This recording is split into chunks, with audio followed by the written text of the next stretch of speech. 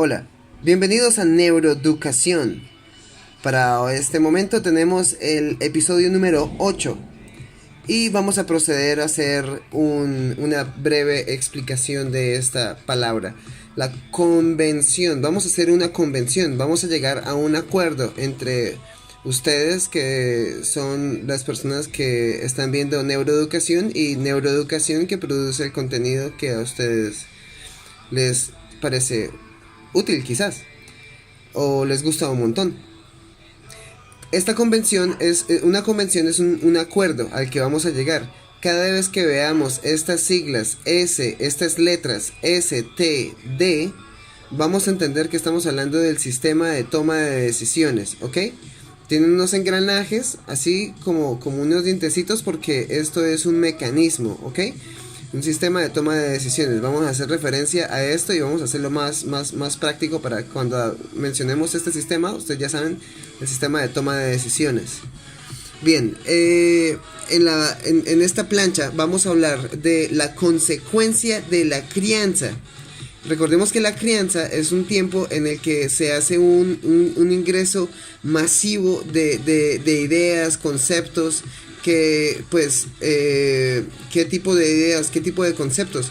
Bueno, pues la religión, ¿verdad? La religión es una cosa que se pasa en la crianza, en la casa, se empiezan los fundamentos de la religión.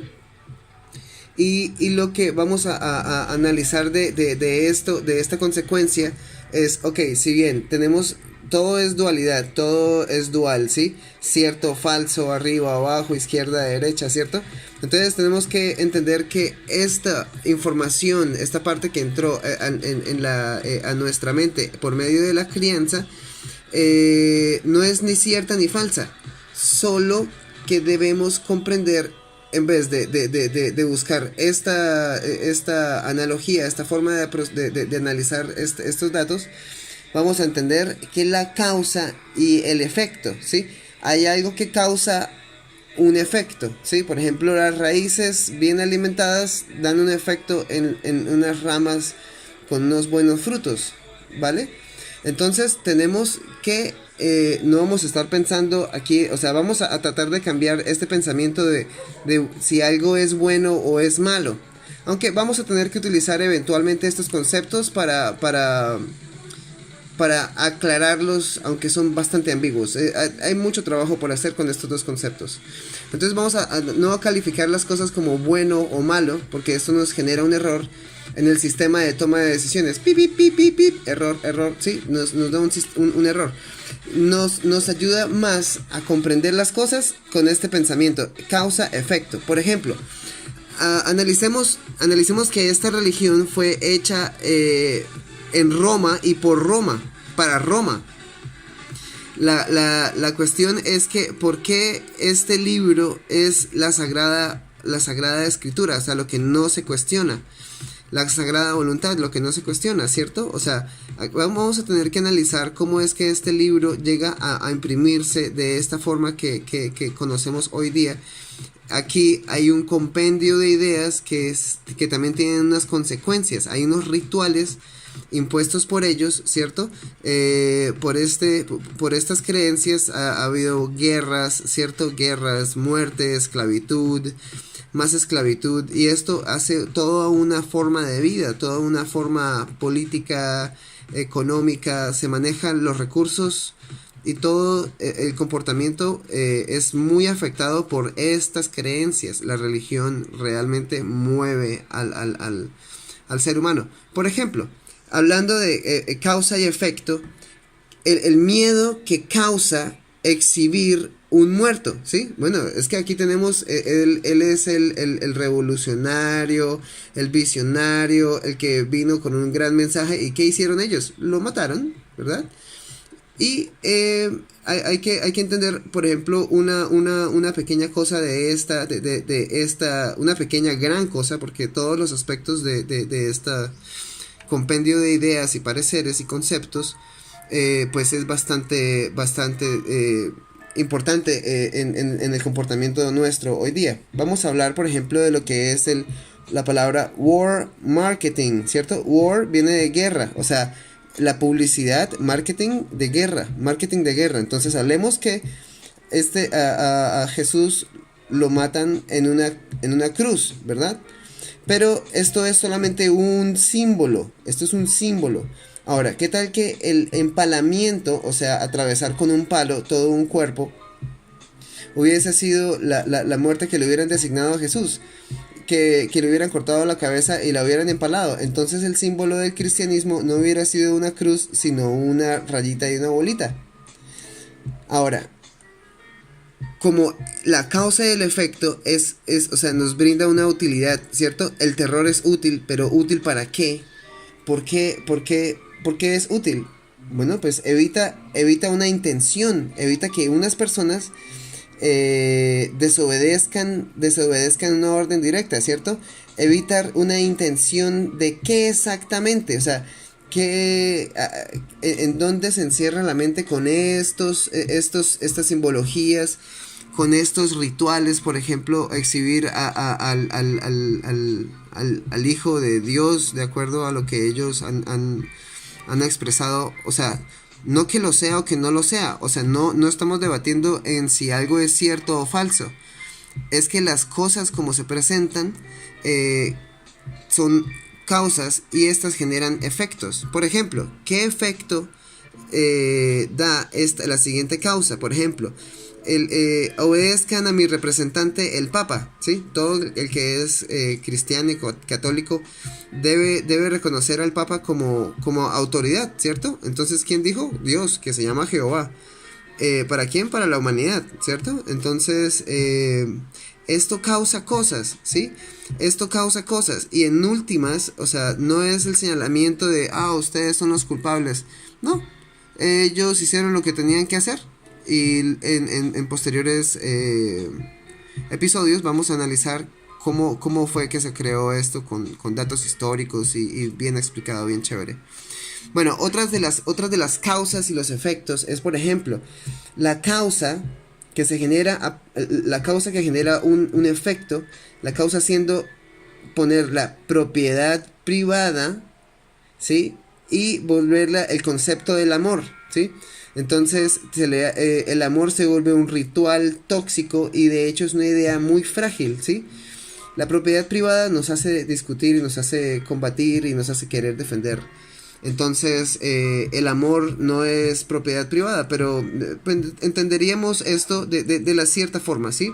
Aquí estamos viendo que hay un empaque que en realidad es propiedad privada, pero le pusieron una cinta externa de amor. Todo el mundo conoce esto como amor, pero en realidad sucede otra cosa, ¿sí? Por ejemplo, digamos como este puente es un puente que una persona recorre para comunicarse con otra persona y él ve que este puente se llama el amor, ¿sí? Más o menos el concepto él lo entiende, entonces él opta por cruzar el puente del amor para en términos de amor de otra persona, con otra persona ir a tener una relación social de acuerdo a estos principios, ¿sí? Pero lo que están realmente recorriendo es el puente de la propiedad.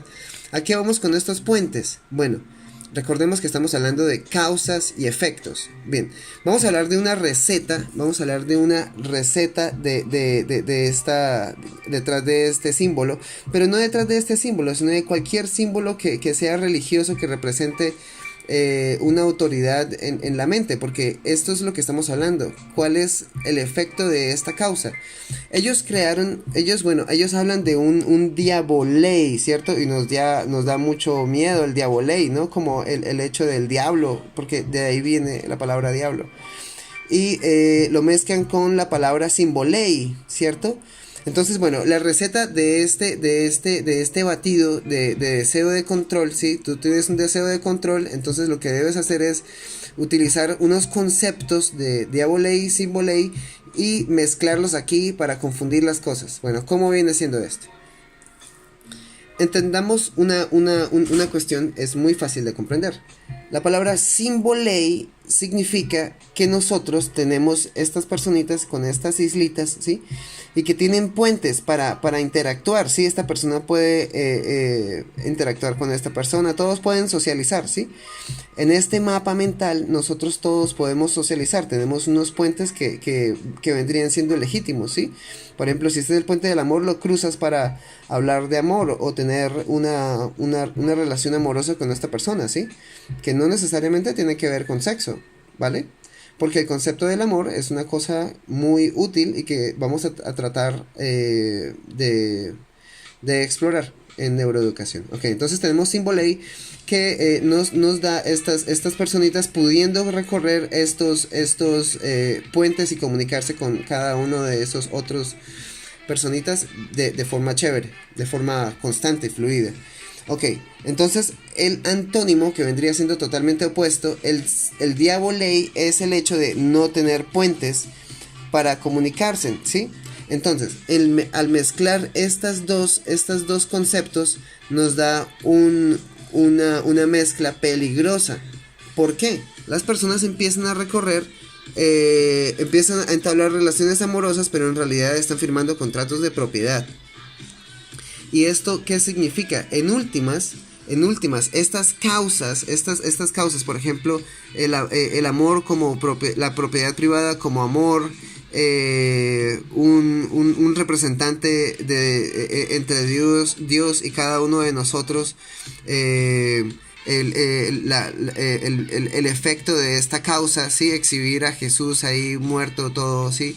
La historia de sangre, esclavitud, ¿sí? Dominación detrás de, no de este libro, sino que este libro es creado por Roma, ¿sí? O sea, Roma, que es una potencia en organizar y en subyugar a las personas, pero eso es útil, ¿sí me entiendes? Es útil para lograr algo.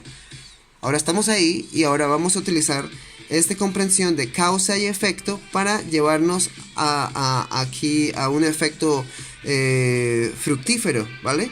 Pero para poder hacer esto no podemos obligar a las ramas a cambiar sin proveerle a las raíces, porque es una consecuencia de lo otro, ¿vale? Entonces deberemos comprender en que lo que nosotros hemos desarrollado a través de estos rituales, ¿cierto? Que de cierta forma iluminan también el concepto de amor, no solamente como propiedad privada, sino como un ritual ya que tiene que ver con esto, con, por ejemplo, lo culpable que uno se siente por un pecado original, ¿cierto? Por haber desobedecido una orden directa. Entonces uno dice, si yo tengo tanta culpa, ¿qué voy a merecer? Pues no mucho, ¿verdad? Pues lo que merezco es castigo o que me humillen, ¿sí? Porque pues tengo mucha culpa y eso es una causa. O sea, pero esta causa es el efecto de otra causa, ¿sí? ¿Cómo se produjo esta culpa? Esta culpa se concatenó por una serie de eventos. Por ejemplo, entre Dios y tú no debe haber ningún intermediario, ¿sí? Pero aquí lo hay. Bueno, pero entendemos que ha sido una organización útil para llevar al planeta cierto tipo de información que ha sido útil para estar en donde estamos, en donde no es ni bueno ni malo. Eso nos pone en un lugar y podemos causar un efecto. Entonces eso es lo que nosotros vamos a hacer con esta forma de analizar las cosas, ¿ok? Entonces, con neuroeducación estamos hablando de unos principios útiles, ¿sí? El principio útil número 1, la imagen y semejanza con Dios, el conocimiento del bien y el mal, los eventos mayores que podemos nosotros realizar, ¿verdad? Entonces, bueno, para poder tener una autoimagen que soporte esto, tengo que responder la pregunta, ¿quién creo ser? Ahora, cuando yo respondo la pregunta, ¿quién creo ser?, la crianza que ha insertado todas estas ideas, estos rituales, estas confusiones, ¿sí? Esta cantidad de culpa, esta poco merecimiento, esta confusión entre la propiedad y el amor, la combinación de conceptos entre Diabolei y Symbolei, o sea, confundir las cosas. No es que sean culpa de ellos. Debemos entender que para poder comportarnos de esta forma, poder asumir una autoimagen que soporte esto, debo creer ser merecedor de esto. Y miren dónde está el merecimiento. Seguimos viendo esto en neuroeducación. Gracias.